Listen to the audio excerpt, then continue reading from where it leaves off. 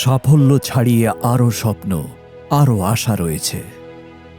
আকাঙ্ক্ষার অনেক ঝড়ঝঞ্ঝা মনের মধ্যে জমে রয়েছে। সবকিছু হাতের মুঠোয় পেয়েও এমন ছটফটানি কেন?